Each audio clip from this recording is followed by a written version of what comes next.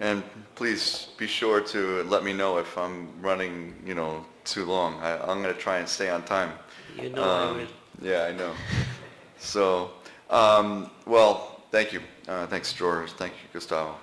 I think that this topic is something that is, I'm curious to know, is C. diff an issue in Israel? Yeah, you see, okay. Because in some places it's not, as big of a problem. I think it has to do certainly with, how much antibiotics people are using and so forth to develop C. diff. But I'm going to talk a little bit about what's new in C. diff colitis, okay? I'll review a little bit about what we know. Certainly, it was identified in 1978. Many of us are colonized with C. diff, and it doesn't become a problem. Our hospitalized patients have a huge number that are colonized with C. diff, but doesn't necessarily turn into a problem. Lots of cases. In 2005, 500,000 cases were reported. 3 to 5% of them only progress on to fulminant C. diff colitis. So a small percentage that actually go on to really getting sick from the C. diff. But in those patients that progress on to becoming sick in our ICUs and so forth, that's where the mortality then goes up to 80% in some of the series. So a very high mortality associated with fulminant C. diff colitis. And so how we treat these patients, I think, is extremely important to improve this mortality. And we're starting to see hypervirulent strains. So strains that are resistant to flagyl, to metronidazole, to vancomycin. And that could be potentially a bigger problem.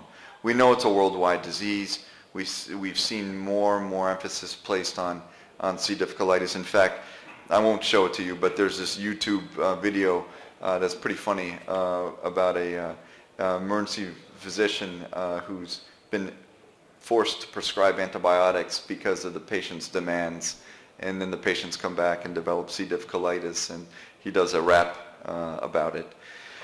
This is what it looks like on the inside. Toxin A and Bs are detected. Now we use PCRs in our facility. If the toxin A and Bs are negative, we go ahead and do the PCR and to ensure that it's negative. The sensitivity of the PCRs is extremely, extremely high, whereas the false negatives for the toxin assays is a little bit higher. It's about 30% range. So that's why we've switched over to PCRs to detect toxin. CT scan is used quite frequently to diagnose the colitis portion of it because of the abdominal pain. Sometimes even before we even get consulted, we're seeing the CT scans. This is what a typical CT scan will look like, of course, with the colitis, inflammation of the colon, but actually, interestingly, not necessarily. I've seen patients with fulminant C. diff colitis with actually not that bad looking of a CT scan. And so you can't trust the CT scan for the diagnosis or ruling out of fulminant C. diff colitis. I think that's a very important point for people to understand. Here's a series of studies looking at, including some of ours. We have 2 of these studies looking at the mortality. And we're talking about fulminant C. diff colitis here today. And the mortality is probably about 30%. Taking all things into consideration. And some have reported much higher. So there's a couple of different risk scoring systems. This is one that we had published a little while ago, looking at some of the risk factors for mortality in C. diff patients. And as it turns out, certainly, of course, as many studies have demonstrated, that age is definitely a problem. The older we get, the more likely we are to die from our diseases. The white cell count greater than 20,000. In some people, some series, it's been 35,000. So in ours, we actually looked like even above 20,000 was increasing your odds ratio significantly. And then cardiopulmonary failure, so patients that were on the ventilator, patients who required pressure for their hypotension, those patients certainly had a much higher incidence of death, very high. And this, is what you might think the C. diff looks like for those of you who aren't as experienced in maybe the residents in the C. diff colitis. But the truth of the matter is this is rare. What this is looking up on here is very rare. This is the more likely scenario. This is what the colon looks like. You get in there and it's very boggy, it's edematous, and it's viable.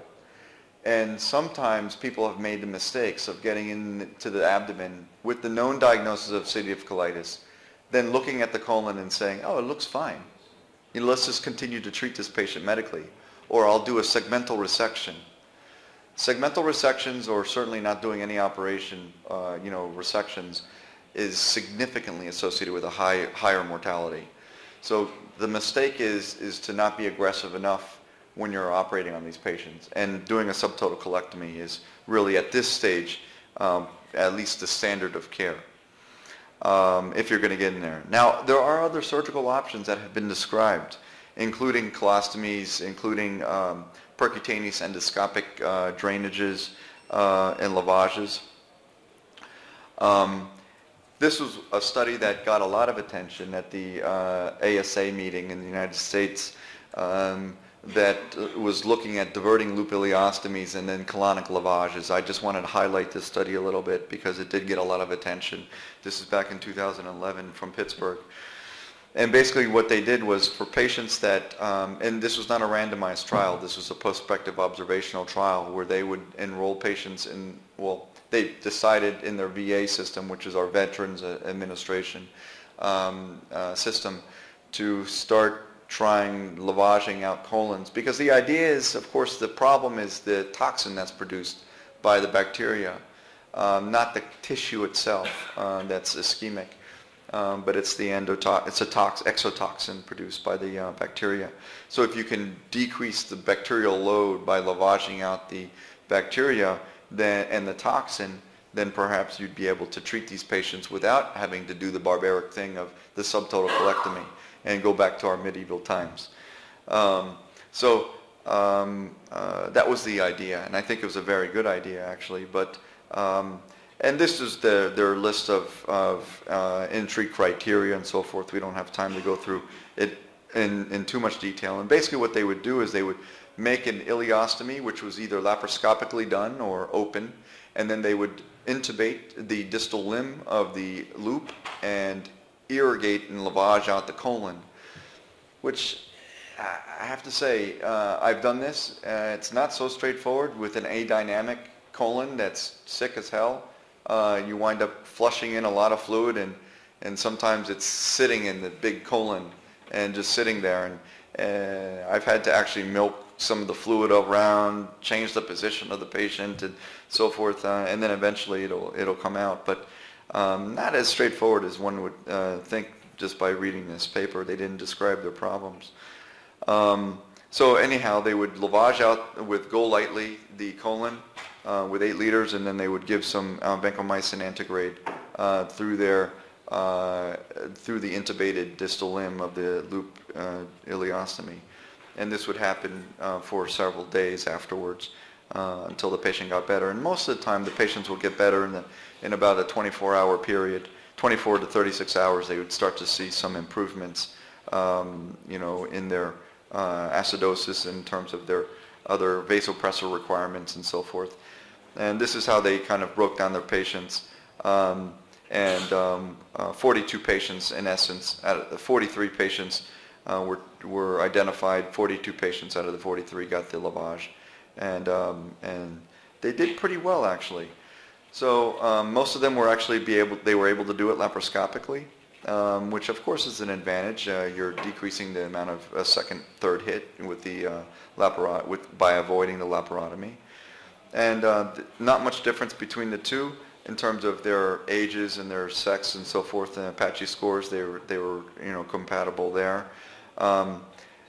And this is where this was the money, kind of, shot here, was the difference in mortality between the two groups. And certainly their 50% mortality was a bit on the high side, but to bring it down to 19% is pretty admirable. And the question has become, there's been a lot of issues with this study. Some of the critics have said that the groups were historical controls and weren't necessarily matched as well as they should have been.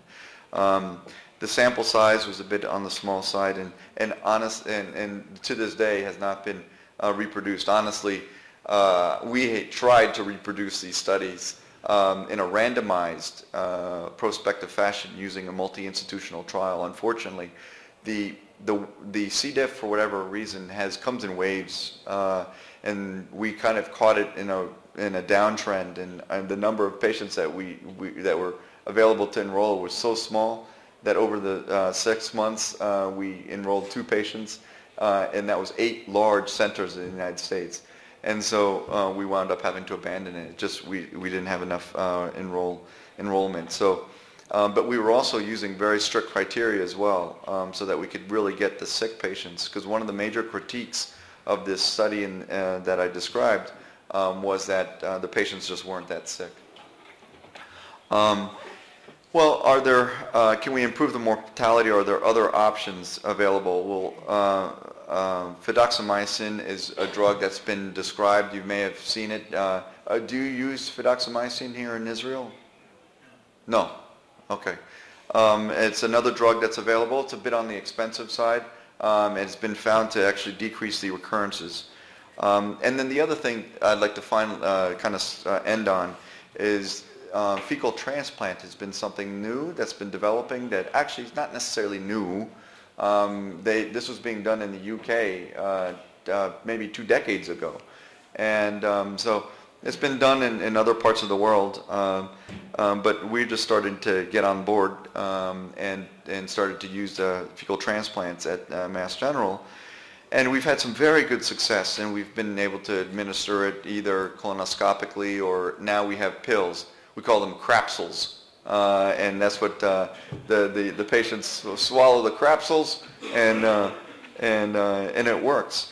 The donors go through it. They're screened very heavily, just like blood donation. I mean, it's the same sort of rigorous approach. Their diarrhea goes away in 24 hours. Amazing. I mean, it just kind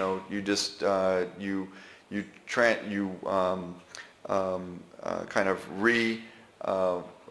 kindle the flora inside the colon, and boom, they get better.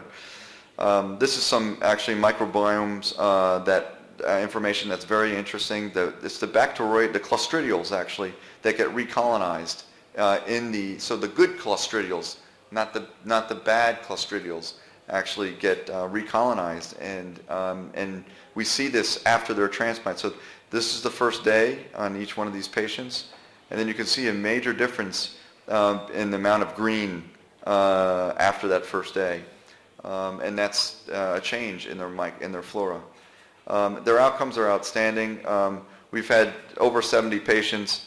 Most of them are cured actually after the first dose, and then sometimes we go on it. We give them a second dose sometimes, and more than 80% of them are actually cured. So certainly something that's you're going to hear probably more about, and maybe start using. This is being used now for recurrent C. diff colitis, and we've actually started to use it in the ICU in very select patients. But I think that we actually may wind up starting to see this. So in conclusion, surgical options, subtotal colectomy, of course, is a standard, but you may consider in certain patient populations, maybe an ileostomy and colonic lavage. I would not wait until they get very, very sick before you start doing that, because they will just die. Fidaxomicin to be considered for recurrent C. diff, and then fecal transplant will be assuming a greater role, and something to certainly know about. So thank you very much.